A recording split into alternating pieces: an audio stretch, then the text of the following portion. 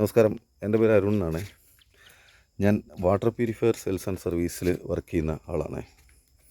ഞാൻ വാട്ടർ പ്യൂരിഫയറിനെ കുറിച്ച് ഒരു ചെറിയ ടിപ്സ് പറഞ്ഞു തരാൻ വേണ്ടിയിട്ടാണ് വന്നത്. നമ്മൾ സാധാരണഗതിയിൽ എല്ലാവർക്കും ആവശ്യമുള്ള ഒരു പ്രൊഡക്റ്റാണ് വാട്ടർ പ്യൂരിഫയർ.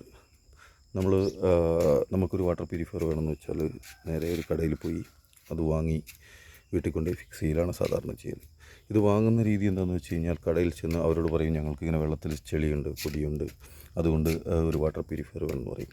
അപ്പോൾ അവർക്ക് ഇഷ്ടമുള്ള ഏതെങ്കിലും ഒരു വാട്ടർ പ്യൂരിഫയർ അവർ നമ്മളെ കൊണ്ട് എടുപ്പിക്കുന്നു. ചിലപ്പോൾ അവർക്ക് ലാഭമുള്ളതായിരിക്കാം, ചിലപ്പോൾ ലാഭം കുറഞ്ഞതായിരിക്കാം. അങ്ങനെയാണ് സാധാരണഗതിയിൽ ആളുകളെല്ലാം വാട്ടർ പ്യൂരിഫയർ വാങ്ങുന്നത്. എന്നാൽ ശരിക്കും വാട്ടർ പ്യൂരിഫയർ വാങ്ങേണ്ടത് ആ രീതിയിലല്ല. നമ്മൾ ആദ്യം നമ്മുടെ വീട്ടിലെ വെള്ളം ടെസ്റ്റ് ചെയ്തിട്ട് അതിൽ ഏതെല്ലാം കണ്ടൻ്റാണ് കൂടുതലുള്ളത്, എന്താണ് അതിൽ നമുക്ക് ബുദ്ധിമുട്ടായിട്ടുള്ള കാര്യങ്ങൾ, അതൊക്കെ മനസ്സിലാക്കിയതിന് ശേഷം മാത്രമേ ഒരു വാട്ടർ പ്യൂരിഫയർ വാങ്ങാവുള്ളൂ. എന്നാൽ മാത്രമേ നമുക്കൊരു വാട്ടർ പ്യൂരിഫയർ കൃത്യമായി ഉപയോഗപ്രദമായ രീതിയിലേക്ക് മാറുകയുള്ളൂ.